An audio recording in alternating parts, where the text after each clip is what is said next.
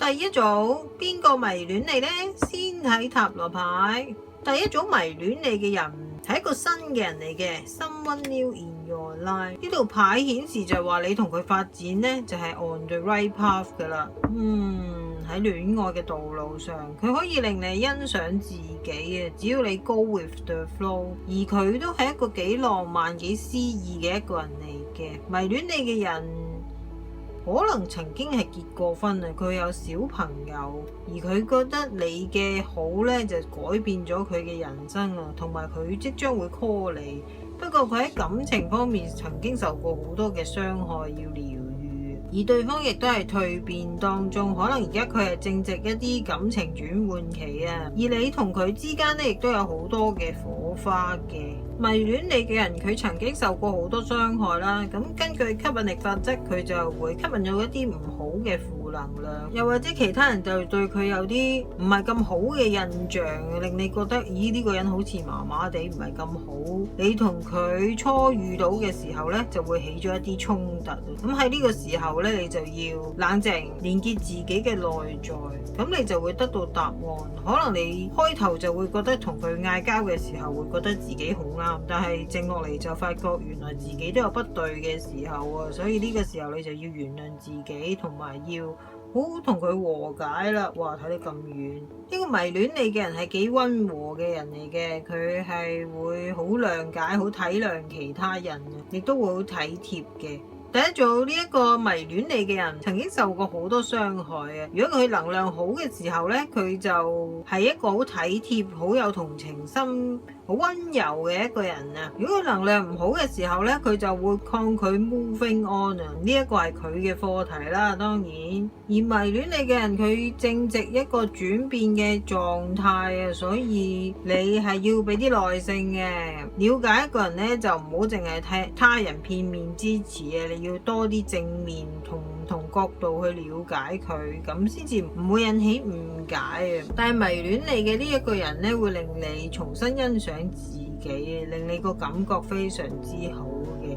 所以呢一個人係值得等待，同埋佢係一個新嘅人嚟，而同佢發展係一個 right path 嚟噶啦。不過你就真係要唔好淨係聽某啲人講，你要親自去了解下佢，會比較好啲啦。呢個就係第一組誰迷戀你嘅信息啊！多謝你收看葉天恩塔羅頻道，歡迎訂閱、讚好、分享同埋留言。多謝大家嘅 spirit 同埋 angels， 再一次多謝你嘅收看，謝謝你的觀看 ，thank you for watching， 拜拜。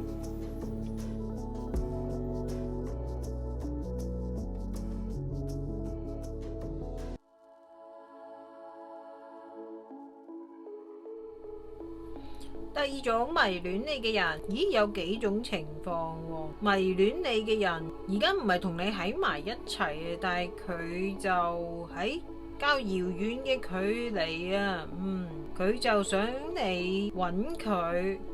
有部分第二組嘅朋友，呢一個迷戀你嘅人呢，就係你嘅前度，佢想同翻你喺埋一齊。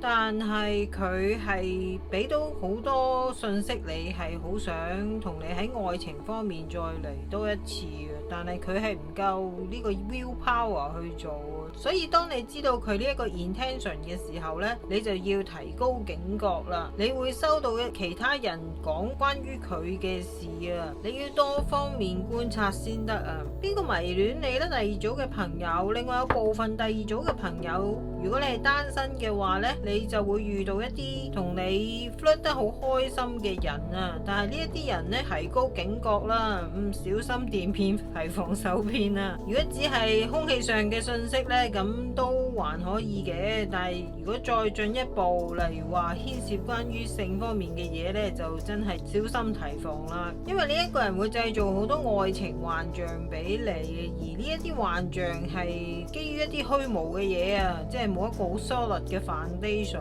啊，所以你要小心啲。同埋如果你係單身嘅話，喺呢幾個禮拜裏面呢，你就會有一個好開心大嘅轉變。係啲咩嘅轉變呢？一個係你祖先遺留落嚟俾你嘅 issue 啊，如果你可以 get through 到嘅話呢，你就會得到好大好開心嘅轉變啊！應該都係感情上嘅嘢啦，對應翻主題呢一樣嘢對你嚟講係好寶貴嘅，遠遠比俾你一啲愛情幻象嘅迷戀者呢就更為實際啊！但係你真係要多啲向內走啊！呢一個唔係你嘅問題，係你祖先遺留落嚟俾你嘅問題嚟嘅，可能你家族都會有嘅。不過唔使擔心嘅，第二組呢一個係人生需要學習嘅地方啫。你可以 get through 到嘅，只要你可以同你內在連結到、平衡到、開心攜手，亦都可以度過，亦都可以喺呢幾個禮拜裏面得到一個大嘅轉變嘅。邊個會迷戀你呢？迷戀你嘅人呢，就係同你曖昧嘅人啊！但係呢個迷戀你同你曖昧嘅人呢，如果係長遠發展呢，就真係要留神同小心啦。如果你同佢喺埋一齊呢，可能就會有一啲閒言閒語啊，無論你係在關係中或者單身都好。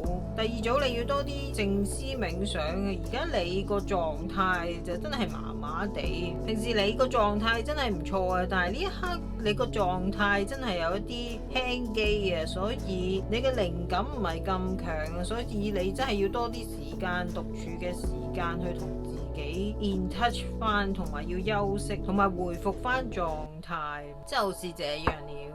呢一個就係第二組邊個迷戀你嘅信息。多謝你收看葉天恩塔羅頻道，歡迎訂閱、讚好、分享同埋留言。感謝大家嘅 guides 同埋 angels， 再一次多謝你嘅收看，謝謝你的觀看 ，Thank you for watching， 拜拜。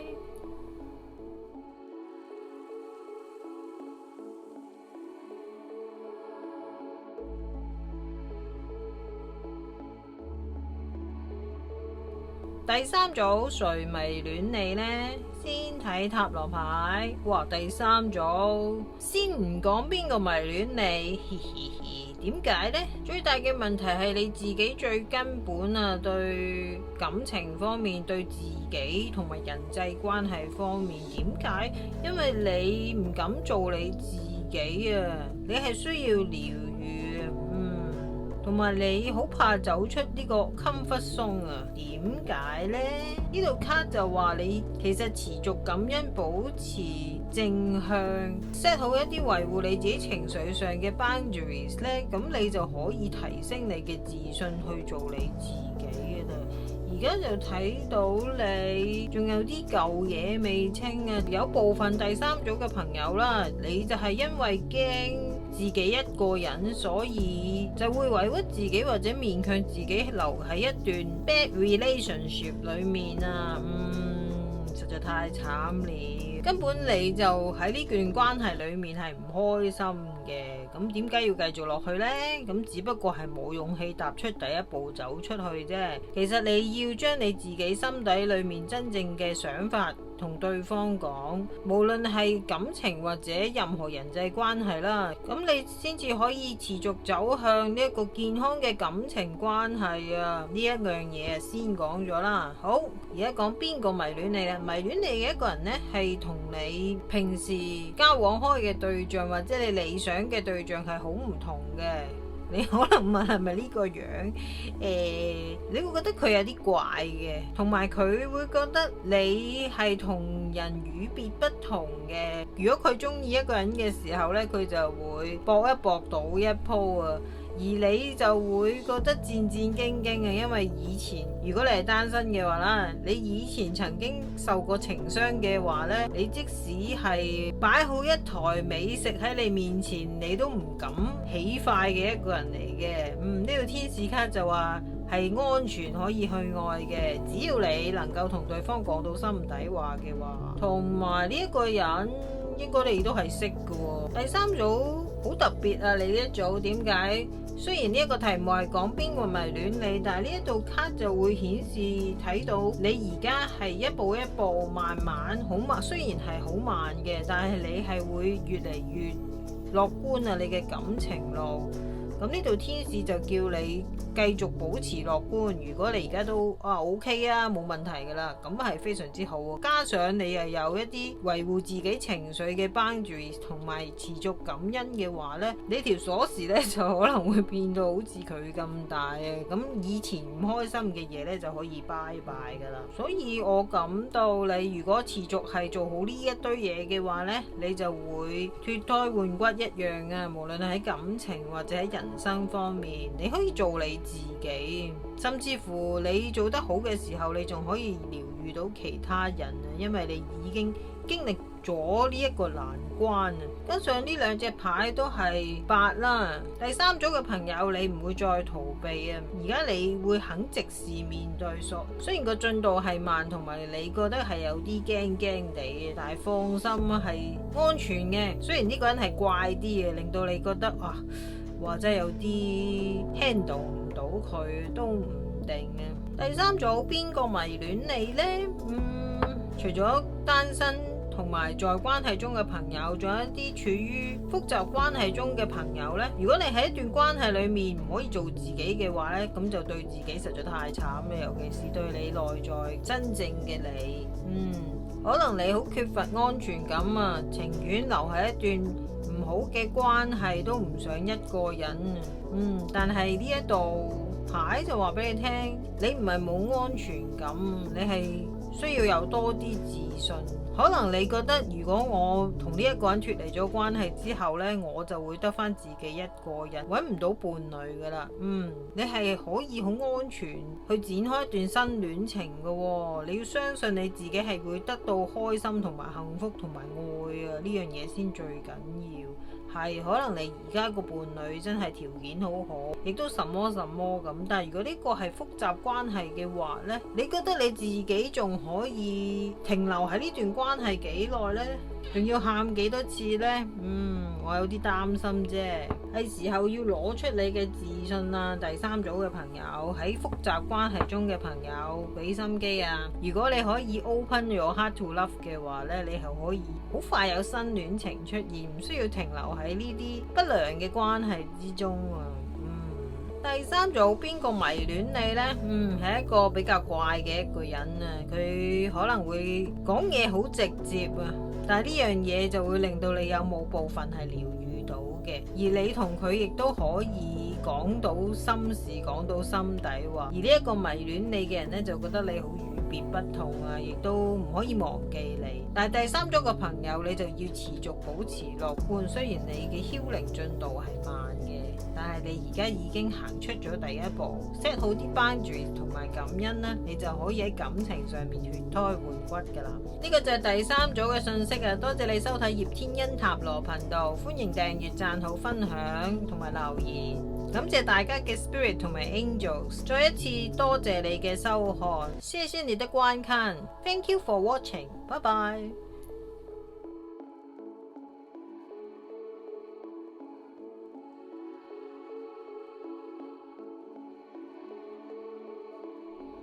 第四組邊個迷戀你呢？先睇塔羅牌，哇，有幾個情況嘅。第一，可能呢一個迷戀第四組嘅人同第四組嘅朋友係分開咗嘅，即使佢同你分開咗呢，佢都係好迷戀你嘅。第二個情況，呢個迷戀你嘅人係同你係朋友嚟嘅，但係做下朋友嘅時候呢，就突然間變咗做感情啊，所以佢而家就處於一個好迷戀你嘅狀態。第三個情況呢，就係呢一個係喺事業上或者喺學業上或者喺你嘅工作 career 上幫到你嘅一個人嚟嘅，佢係好迷戀你嘅，但係佢迷戀你呢，就會令到你有啲困擾啊，同埋如果你係曾經同佢交往過嘅話呢，你就會覺得哇，點解同佢來往就真係好似電視劇連續劇一樣咁誇張嘅呢？有少少咁嘅感覺。而迷戀你嘅呢個人呢，佢係同財務方面有啲關係嘅。呢度有兩張財務牌出，佢可能而家喺財務方面或者喺佢嘅事業方面呢，就要處理好多嘢。可能佢係有小朋友，又或者佢同你嘅內在小孩係好連結嘅。不過呢，佢而家個能量就唔係好高啊。即使佢而家迷戀你咧，都會令到你覺得負擔好重啊。因為佢都幾中意自怨自憐嘅一個人嚟嘅，尤其是如果佢嘅能量而家係好負嘅話，同埋呢一個迷戀你嘅人呢，佢係好中意去認證一啲嘢啊。如果佢做一啲嘢去討好你，佢係要你俾獎賞佢嘅，呢個就係佢嘅價值觀。但係感情同埋愛應該係無條件嘅，而佢就有啲偏執咗啊，所以呢度兩張都出現咗。無論第四組嘅你係同佢曾經交往過、交往中或者未交往啦，你而家呢都未係好有心情去談戀愛啊。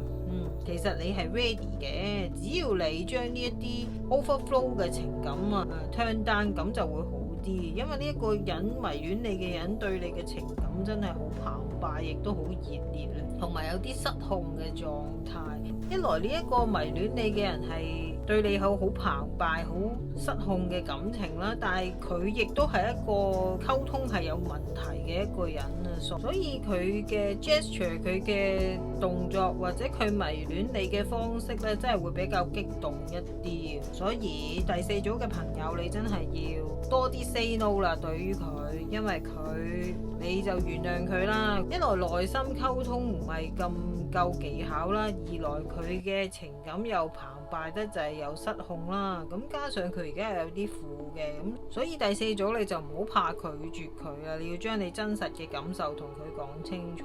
如果唔係呢，就會連帶令到你都有啲沮喪，有啲唔開心，有啲 down 噶啦。第四組迷戀你嘅人係同錢有關，雖然佢嘅情感係比較激烈同埋誇張，但係佢亦都會係帶到強嘅 money flow 俾你嘅。但係第四組你就要注意你嘅情緒，唔好俾佢拉低，要對佢某一啲不當行為或者誇張嘅行為 say no， 又或者有啲嘢你係唔想做嘅呢，你就要直接拒絕佢啦，就唔好勉勉強強將就過咗去啦。第四組邊個迷戀你？呢迷戀你呢個人呢，可能佢除咗金錢上要處理之外呢，佢同屋企之間嘅關係呢都要好好處理啊，或者同佢嘅朋友，所以佢而家真係好多嘢要搞啊。當然迷戀你亦都係其中嘅一件事啦，但係佢喺人際關係或者各方面都幾 busy 啊佢。反而你相比於佢呢，你就比較平穩啲個狀態，所以你就要 set 好一啲 boundary，唔好俾佢影響到你太多啦。記得 say no 啊！如果唔中意嘅話，就一定要 say no 啦。呢一個就係第四組嘅信息啊！多謝你收看葉天恩塔羅頻道，歡迎訂閱、讚好、分享同埋留言。感謝大家嘅 Spirit 同埋 Angels， 再一次多謝你嘅收看，謝謝你的觀看 ，Thank you for watching，拜拜。